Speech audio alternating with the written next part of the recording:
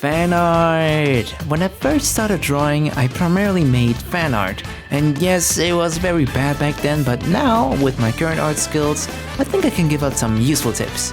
And of course you can apply this to any painting. The reason why I'm talking about fan art specifically is because I always have one thing that's bugging me when making some.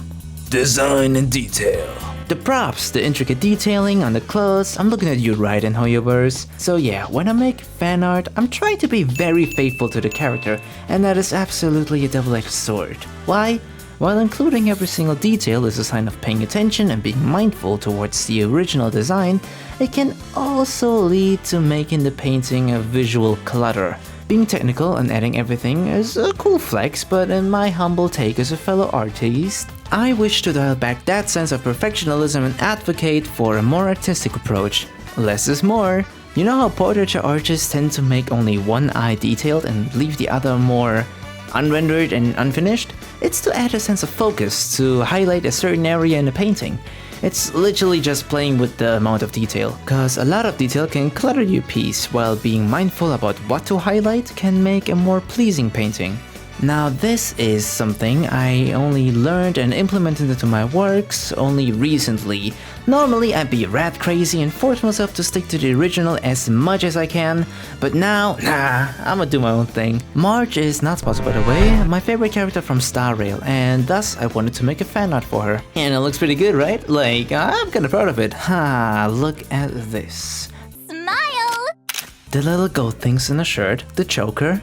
The elements in the light I gave a lot more detail to, while the details in the dark, for example, were left way less rendered. Less is more. Gacha game characters have a lot of crazy designs. I'ma keep it tall. I almost forgot about the blue ribbons and this part right here, but I kept it all in.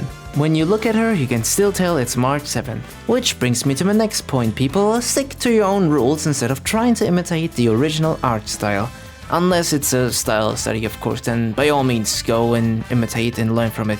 Fan arts provide the cool opportunity to portray the same character in all sorts of different styles, which makes it fun to look at. Adapting the OG art style into your own, while keeping the flair of the original to make a nice little fan art, you know? When you look at my gallery, you will come to notice that I love rough brush strokes and nice key lighting and putting touches of chromatic aberration, contrasting color in weird places.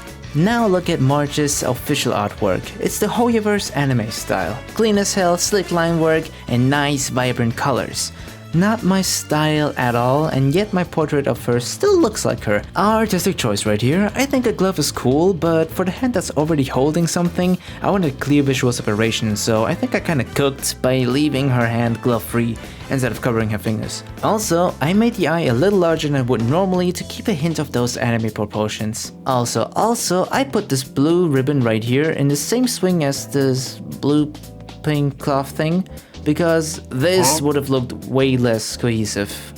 All these things, decisions and adaptations allowed me to make a fan art without having to lose my brain cells trying to work out all the design elements of the character. And if you're asking yourselves, how do I find all these details, dog?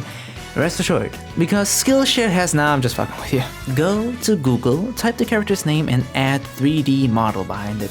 With some luck, a kind person out there might have put a faithful 3D model on Sketchfab. Or if you want to make League fan art, for example, there's websites where they got all models with their skins to look at. Point I'm making here is there's a lot of publicly available references, official illustrations on Zerochan, the portfolios over on ArtStation. Maybe some Reddit thread can lead you to a collection of concept art even. It's crazy, it's just out there. Clothes can be really fucking confusing when you look at them for the first time. I can honestly just recommend putting on similar clothing and posing in front of the mirror. Understanding the fabric, the way it folds, the way it absorbs light and all that stuff, it can help, you know, if you have like a skirt or a dress, a formal shirt, those type of things. It will help you paint the clothes of your character more believable and make him look more like them. After all, the fan art should not result in you drawing someone completely different. And my final tip is, have fun. Finishing your fan art and seeing someone else do it better. Oh my... Oh, I know it's really discouraging seeing another artist smashing it absolutely out of the park and make you feel worthless. But don't let that get to you. Art is a long-term skill. That artist who's supposedly better than you? Nah. That bro was like you at one point, okay? So keep doing your own thing and draw all your favorite characters. Making fan art is super fun, you know, and that's all what it's about at the end. You know, you are doing it because you have fun. And it's awesome sharing it with other fans. Keep drawing, you know, keep drawing, keep painting, have yourself a damn good one, and I'll see you in the next one. Bye bye.